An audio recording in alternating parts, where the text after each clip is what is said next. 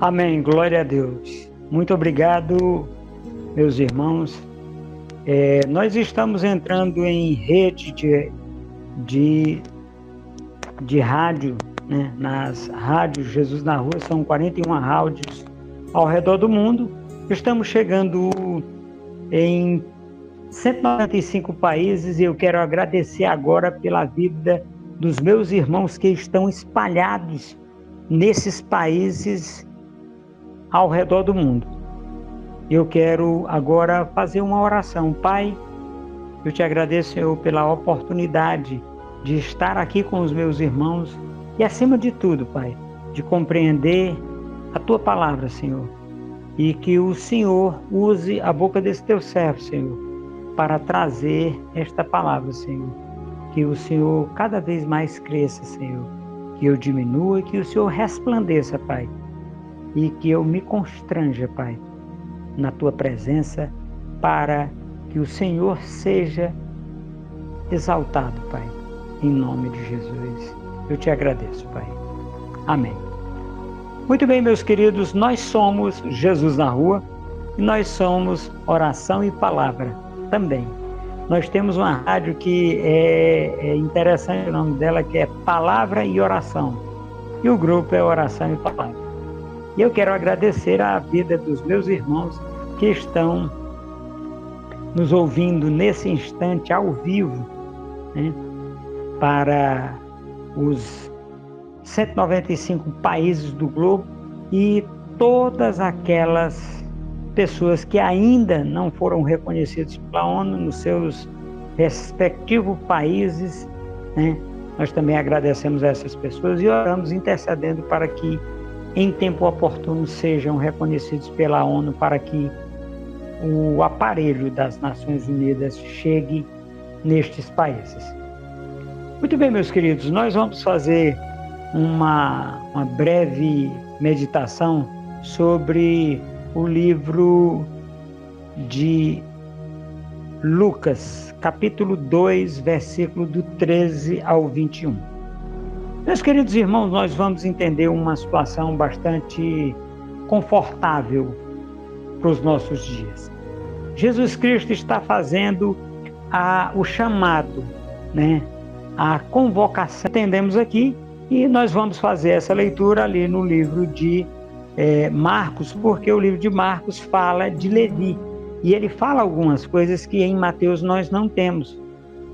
Por exemplo, tem uma situação muito interessante sobre Mateus, que é Levi, e a gente pode entender como sendo uma situação bastante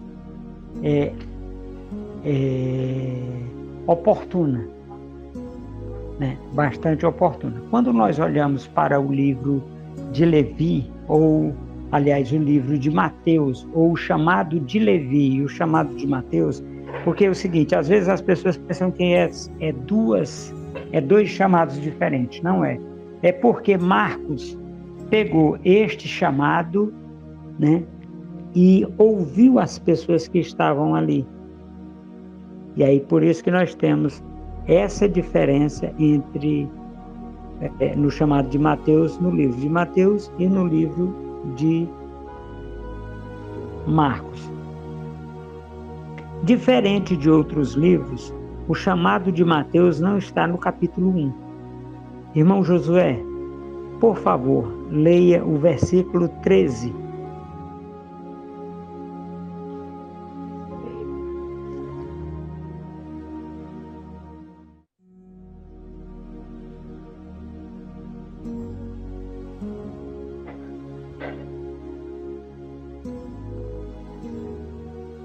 Marcos, capítulo 2, versículo 13, né? De novo, saiu Jesus para juntos do mar.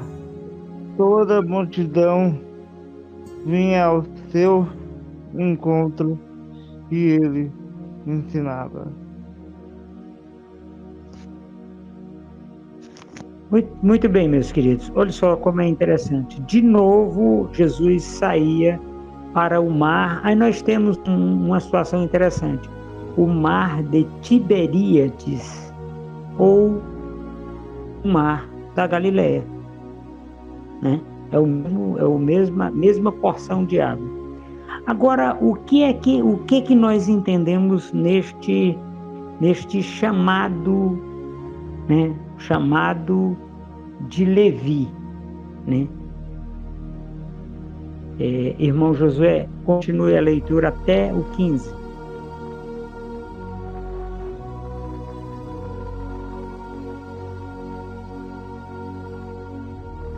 Quando ia passando, viu a Levi, filho de Alfeu,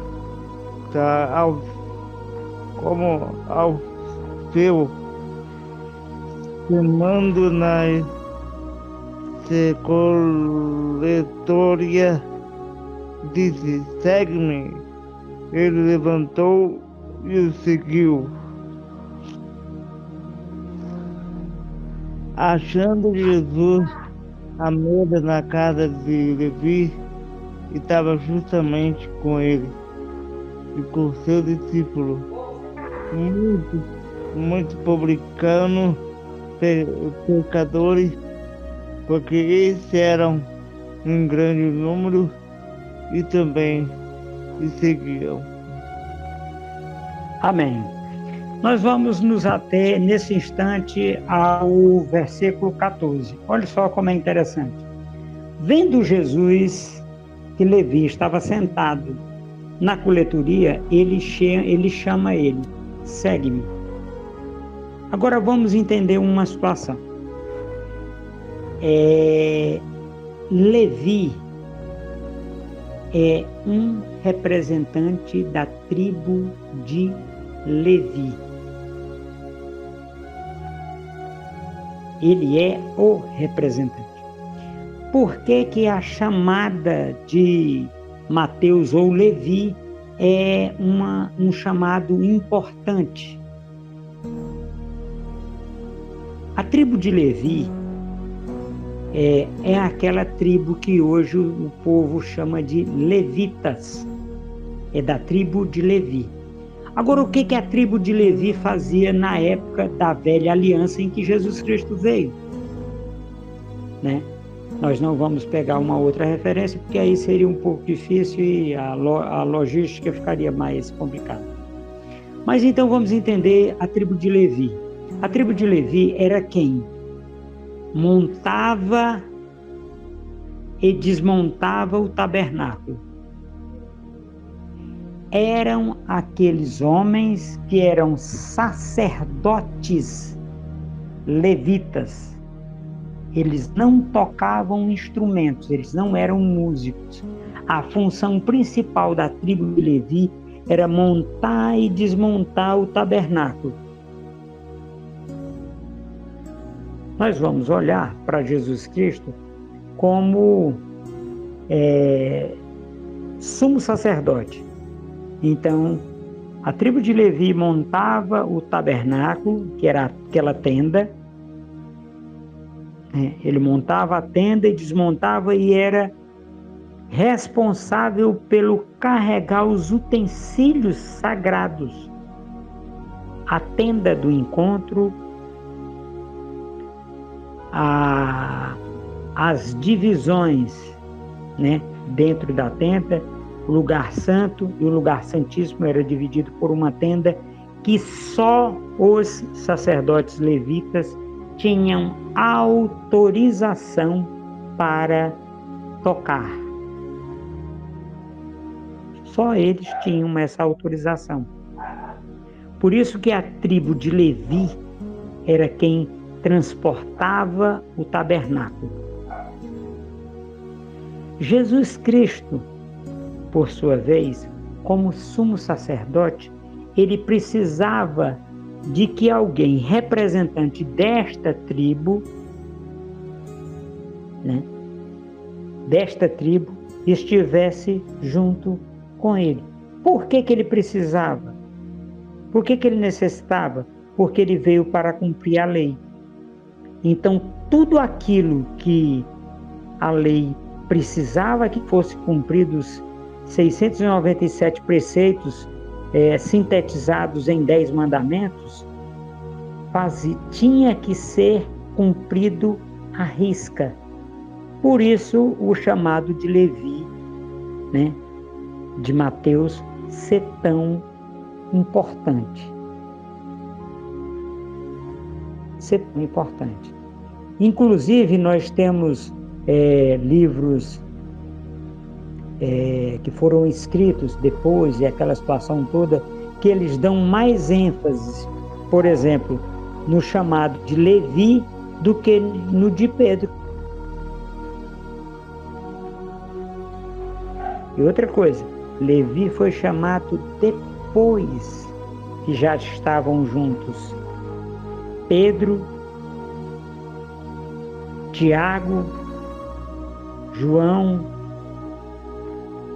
Filipe, Nicanor, vários apóstolos já estavam ali.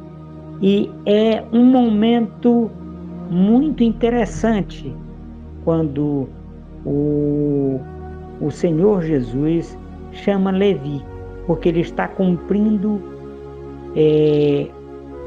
uma palavra que diz que aqueles que estavam com ele, Jesus Cristo, né, eles o trairiam. Aí nós vamos olhar e dizer, não, mas quem traiu Jesus foi a tribo de Judá, não foi a tribo de Levi. Sim, mas na multidão tinha membros da tribo de Levi também. Então foi 2 chamados emblemáticos na história bíblica de Jesus Cristo. Quem foi? Ele chamou a tribo de Levi e chamou a tribo de Judá, que é Judas, né? Por nome Iscariotes, ou Judá Iscariotes. Porque Judas são as junções de vários Judás, e a tribo é só uma, é Judá.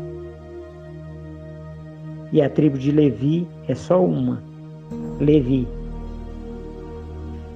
Esses chamados, meus queridos, eles são diferentes daquilo que nós temos visto e ouvido ao longo dos tempos e das gerações. Por que é diferente?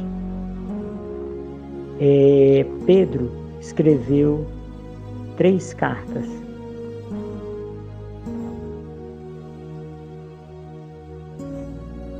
Levi, Mateus, só escreveu um livro, mas é o livro que abre as ações de Jesus Cristo aqui na Terra. Por que é esse livro que abre? Porque Mateus é chamado de Levi, e a tribo de Levi era quem montava e desmontava o tabernáculo para que Jesus Cristo se pronunciasse, para que Jesus Cristo falasse, para que Jesus Cristo fizesse os milagres, para que Jesus Cristo estivesse ali no meio do povo como a tenda da congregação. Ele congregava aquelas pessoas. E Levi representava isso no ministério de Jesus Cristo. Essa é a grande diferença de Levi. Por quê?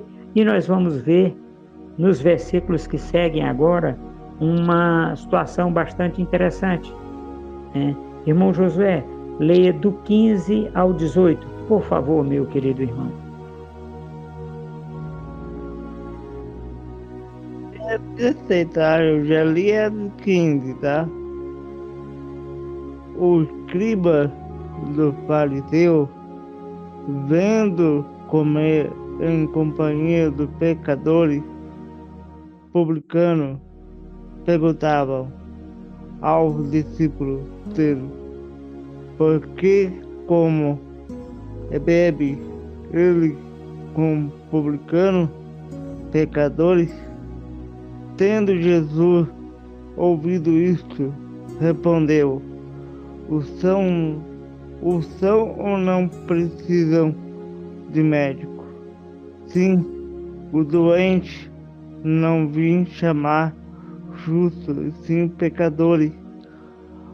Ora, o discípulo de João, o fariseu, estava jejuando vieram alguns perguntaram por que motivo jejum e o discípulo de João, um dos fariseus, mas o seu discípulo não jejuam. Amém. Glória a Deus. Mas o gancho que a gente ia pegar era lá do 15. Eu vou voltar lá no 15 aí. Tranquilo, mano. Muito obrigado. Olha só, meus queridos irmãos, tem uma situação muito interessante. A primeira coisa que as pessoas confundem é que para seguir a Jesus Cristo tem que ser pobre. É mentira, porque Levi era muito, muito, muito rico. E ele não largou os bens que ele tinha para seguir Jesus. Outro detalhe interessante que a gente precisa frisar e compreender aqui é que Jesus Cristo foi para um jantar na casa de Levi. Se a gente observar o tanto de gente que tinha, percebe-se que era um homem muito rico. Era um homem muito rico. Aí nós fazemos aquela pergunta que não quer calar, né, que nós vamos tomar emprestado ela do Diário da Fé, do Jesus na Rua. A pergunta que não quer calar qual é? Por que Jesus Cristo chamou um homem rico? Aí eu vou voltar um pouquinho no tempo e nós vamos lá para o chamado de Pedro, de João e Tiago. Pedro era dono de uma empresa de pesca. João era filho de um dono de uma empresa de pesca. Eram pessoas ricas. Tanto é o seguinte, que lá na cruz do Calvário, Jesus Cristo olha para João, que era o discípulo mais novo de Jesus Cristo, era João, que não era casado. Ele olha para a mãe dele nos pés da cruz e diz: mulher, eis aí o teu filho. Filho, eis aí a tua mãe. E naquele instante, Maria, mãe de Jesus Cristo, passou a viver com o apóstolo João. Ela vivia todo dia com o apóstolo João? Não, porque ela tinha a casa dela. Aquilo ali era uma simbologia sobre como é ou quem é que seria João a partir dali. Se nós pegarmos os livros de João lá, 85, 89, 92, até 95, que 96 foi escrito o livro de Apocalipse, nós vamos entender uma coisa muito simples, que a partir dali, aquele homem nem tinha como ser, vamos dizer assim, como cuidar da mãe de Jesus Cristo, porque ela tinha um enteado que poderia fazer isso, mas ele não estava aos pés da cruz. Quem estava era João. Quem é esse homem que não estava nos pés da cruz? É o meio-irmão de Jesus Cristo, terreno, que chama Tiago. Tiago, que era meio-irmão de Jesus Cristo, que depois passou a ser dirigente da sinagoga e dirigia a igreja que Jesus Cristo, aquela igreja que Pedro, João e Tiago, aquela galera fundou. Era aquele puxadinho que tinha lá no cantinho. Então, dentro dessa perspectiva, meus queridos, nós temos exatamente o envolvimento de Tiago, de João e de Levi, da tribo de Levi, assistindo a Jesus Cristo naquela situação. E o que é válido enfatizar, e é muito interessante que a gente tenha isso em mente, é exatamente isso. porque no versículo 15 nós temos essa festa que Levi deu para Jesus Cristo, convidando ele, Jesus Cristo, para um jantar na sua casa. E naquele instante a gente precisa compreender exatamente o que estava acontecendo. Ali era uma situação que a gente acha que era simples e não era. Por quê? Porque naquele instante, Levi, quando levou Jesus Cristo para sua casa, foi a tribo de Levi acolhendo o Messias e dando a festa que ninguém deu festa para Jesus Cristo ali.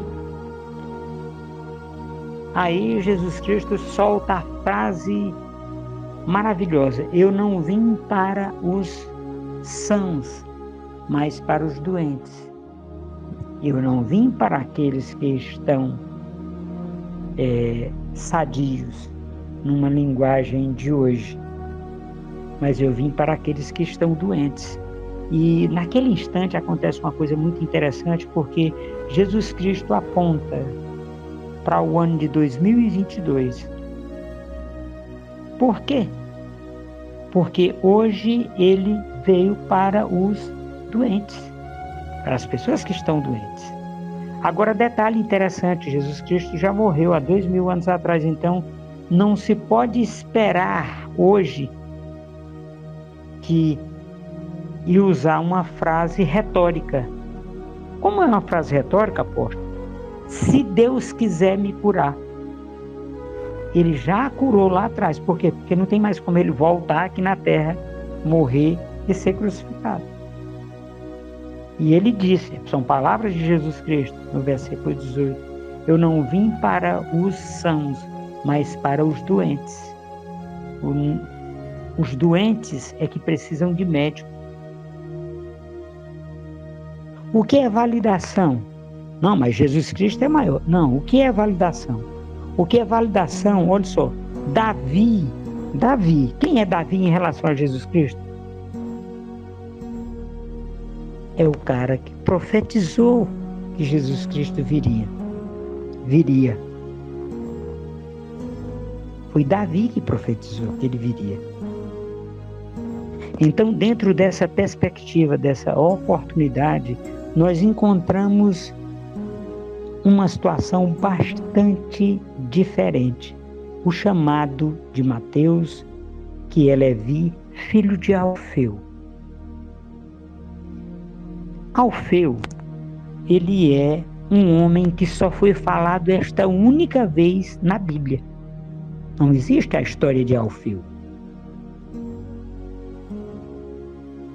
Mas Alfeu era da tribo de Levi. Por isso que o nome do filho dele era Levi. E ainda tem mais um detalhe muito interessante. A irmã agora falou sobre uma situação que ele falava fluentemente o grego. Sim, falava. Por isso que ele conseguiu esse cargo dos gregos, que é os romanos, de fala grega. Então, precisava que ele tivesse alguma coisa para dar em troca a esse povo. E ele deu o quê? Deu o conhecimento da língua. Ele falava fluentemente, ele fazia contas no idioma grego. Tem diferença? Tem. Você tem o idioma, no caso lá, que eles falavam aramaico, e nós temos o grego. E o grego é com quem como ele se comunicava com os empregadores dele. E tem mais um detalhe, olha só que coisa interessante. É o único das pessoas que cobravam impostos que não há relato dele extorquindo pessoas. Ou seja, ele estava fazendo o trabalho dele sem roubar. Ele não roubava as pessoas. Por quê? Porque a Bíblia não diz. Se você pegar nos evangelhos sinóticos, que eles se concordam entre si, Mateus, Marcos e Lucas, vai ter a história do chamado de Levi, do chamado de Mateus. Porque no livro de Mateus é o chamado de Mateus, no livro de Marcos é o chamado de Levi. Nós estamos lendo no livro de Marcos. Agora, uma coisa, meus queridos irmãos, que nós precisamos compreender dentro desta oportunidade, deste momento que Deus está trazendo para nós. Esta palavra é uma coisa muito simples. É que é possível você ser chamado por Deus, atender ao chamado e viver uma vida digna aqui na terra. Aqui na nossa região nós temos alguns filhos de Deus que passaram no concurso aqui no estado do Tocantins para agente fazendário, né, que é fiscal de tributos. E esses homens estão dando exemplo. A exemplo de São Paulo, tem pessoas, e no Brasil inteiro. Então, aquela história que nós ouvimos a vida inteira, de que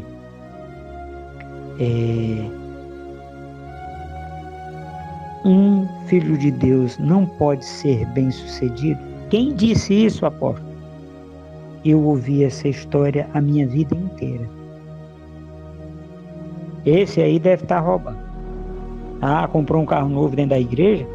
Com certeza está roubando mais do patrão. Ou está roubando do patrão. Então, o que é que eu quero trazer hoje, meus queridos? Um entendimento muito simples. Que nós não somos o juiz.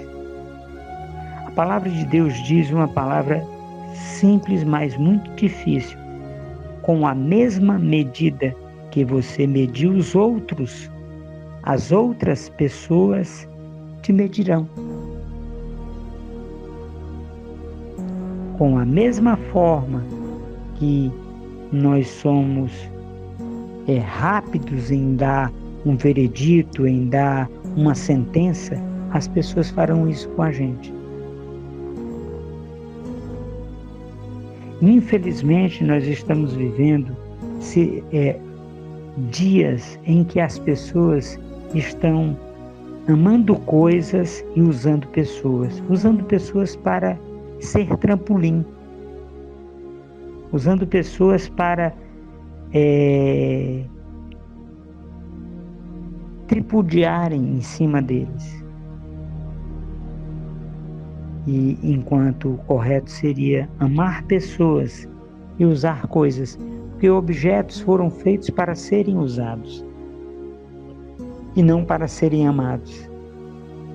As pessoas eles estão hoje vivendo um momento em que qualquer pessoa se duvida. As pessoas lançam infâmia, injúria sobre a vida das pessoas. Enquanto nós cristãos deveríamos, mas às vezes fazemos o mesmo, deveríamos amar pessoas.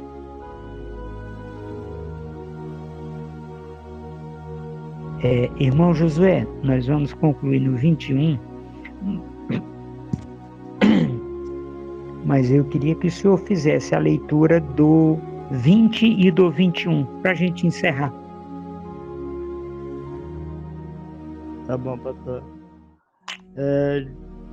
Dia virão, contudo, será tirado a noiva, nesse tempo jejuarão.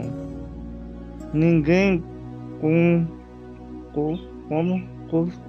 costurar remendo de pano novo, investe velha, porque o remendo o novo tira a parte da veste velha e fica maior a noturna. A rotura, sim. Essa situação da noiva. Jesus Cristo comeu com publicanos, bebeu vinho, e no dia da ceia, ele comeu e bebeu com os publicanos de novo, com aquelas pessoas que estavam ali. Os apóstolos, tem apóstolo que nós nunca ouvimos falar neles, né? Depois a gente pega essa lista de apóstolos e vamos entender. Agora, olha só o que é que acontece bem aqui. Quando ele diz que o noivo, enquanto está com os convidados, eles não precisam jejuar. Haverá tempos em que eles jejuarão. Isso ele referindo-se à proposta que faria dias mais tarde, quando da Santa Ceia. Qual foi a proposta que Jesus Cristo fez na Santa Ceia? Ele pediu a noiva, a igreja, em casamento, que estava ali representada pelos apóstolos. E aqueles apóstolos aceitaram.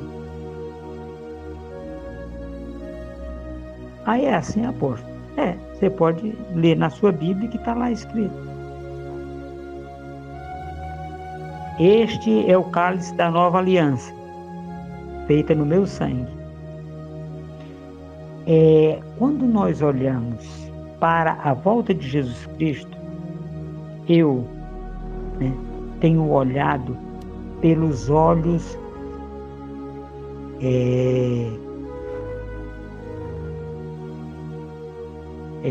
do casamento judeu.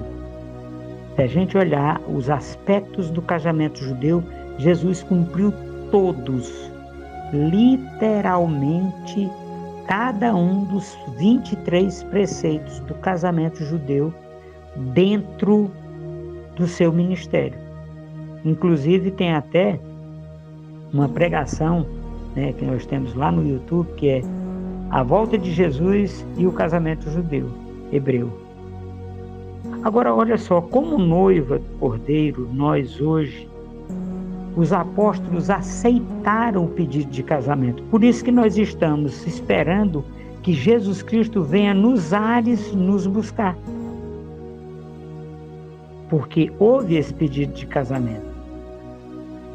Como é que houve esse pedido de casamento, apóstolo? Quando ele ofereceu o vinho, o cálice de vinho à noiva, ele estava propondo um casamento. Onde está escrito isso, apóstolo? Aí nós precisamos de um estudo mais aprofundado. Mas é na Bíblia. João. O livro de João tem 5 a 6 partes do casamento. Lucas também tem, Marcos tem, Mateus também tem. Então, é porque está espalhado. A gente tem que juntar eles, juntar a pregação em cada livro e ir para outro livro. Então, meus queridos, acontece essa coisa muito interessante. Hoje nós estamos noivos, nós somos a noiva do Cordeiro.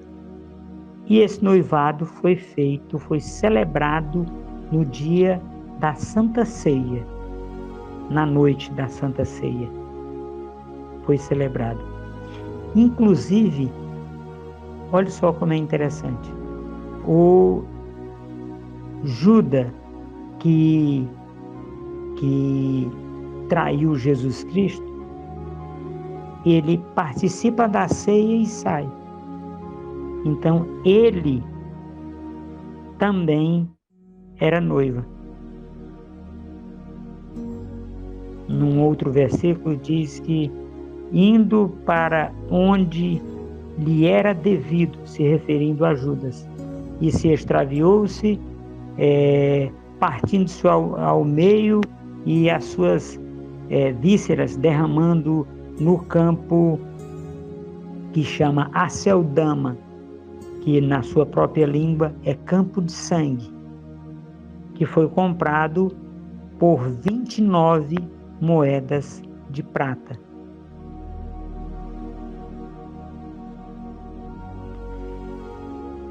Que foi o preço que os escribas e fariseus pagaram para que Judá entregasse Jesus Cristo. Agora tem um negócio interessante aqui que eu vou estender um pouquinho, eu já me desculpo com os meus irmãos. Olha só, por que Judá vendeu Jesus Cristo?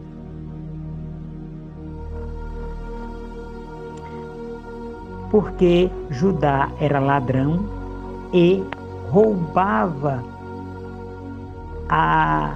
os donativos, o dinheiro que era colocado na bolsa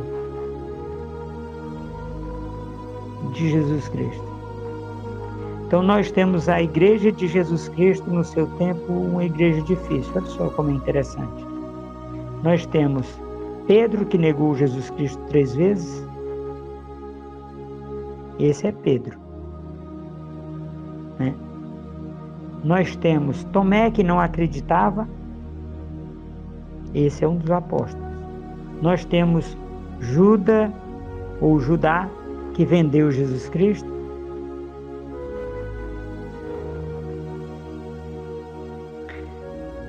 E nós temos outros apóstolos que eram apagados, eles nunca se envolviam em nada. Então a igreja de Jesus Cristo, naquele tempo, nós, com o conhecimento que temos hoje da Bíblia, não queríamos estar. Mas é a igreja de Jesus Cristo, sim, mas por ele a gente estaria lá. Mas pelas pessoas que congregavam lá, isso significa o quê, meus queridos? A igreja hoje que nós congregamos, cada um de nós, na igreja que a gente congrega, nós temos pessoas que fazem tudo isso dentro da igreja. Então essa igreja, meus queridos, ela não é diferente. Mas hoje eu sou o templo do Espírito Santo, então eu sou a igreja. Sim, mas aquele templo de concreto, tijolo, cimento, areia, tal, que você se reúne dentro, é desse que eu estou falando. Agora nós vimos para a última parte dessa palavra, que é ali no versículo 21. E o versículo 21 diz uma coisa muito interessante, olha só.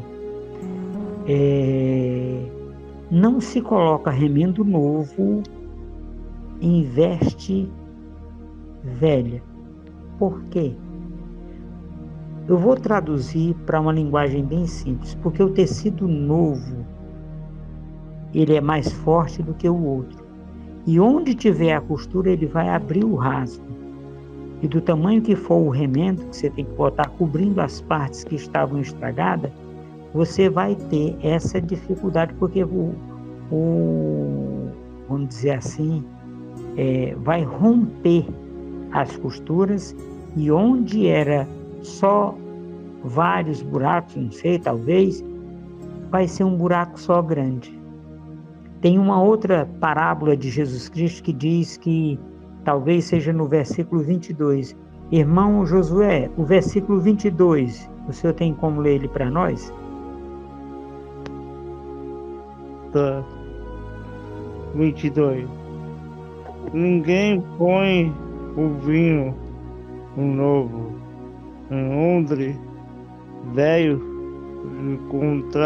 do contrário, o vinho romperá de odre, tanto pede o vinho como odre, mas põe-se o vinho novo, o odre novo.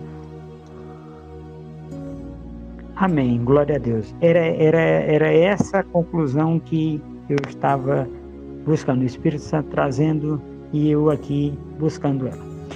Olha só como é interessante. O vinho e o odre. O odre é um saco de couro. É o odre. É um saco de couro. Aí o que acontece? Feito de pele de ovelha. Quando a gente faz um odre novo, a gente põe o vinho novo dentro dele. Por quê? Porque o vinho, ele tem uma tendência, nos primeiros anos, nos primeiros meses, ele fermentar. Aí ele força o odre até ele ficar parecido um pandeiro, de tão duro que ficou. Mas ele suporta. Por quê? Porque o odre é novo. Jesus Cristo estava apontando para o vinho novo, que é a nova aliança. Ele estava apontando para essa aliança, para ser colocada vinho novo em odres novos. Então, o novo convertido, ele é um odre novo, e o vinho novo que vem dentro dele, através do Espírito Santo, vai fazer com que esse odre encha e expanda, haja uma expansão. E aí o novo convertido, se for como peixe que chegou do mar, pescado pelo anzol de Jesus Cristo, ou pela rede de Jesus Cristo, ele vai ser tratado. E ele sendo tratado, esse vai dar frutos e ele vai crescer, porque ele vai suportar o vinho novo, que é a palavra de Deus, né? Quando Jesus Cristo se refere à palavra, né? Se refere como água, como vinho, né? Lá nas bodas, né? No casamento de Caná da Galileia, ali o primeiro evento em que Jesus Cristo apareceu publicamente foi num casamento, e ele transformou água em vinho, né? Representando o vinho que não embriaga, mas que traz a alegria do Evangelho, que são notícias novas. Muito bem, meus queridos, era o que eu tinha para compartilhar conosco hoje. Pai, em nome de Jesus, eu te agradeço, Senhor, pela vida desses meus irmãos, Senhor, que estão aqui, que ouviram a palavra. Que o Senhor traga, Pai, a revelação dessa palavra no coração dos meus irmãos, Senhor, para que eles sejam edificados, Senhor. E eu também, que fui edificado por essa palavra, Senhor, porque o Senhor trouxe um entendimento novo, uma situação nova dentro da oportunidade que o Senhor me deu. Pai, obrigado, Senhor, que os meus irmãos cresçam em nome de Jesus, na tua presença, Pai. Amém. Amém, meus queridos? Amém.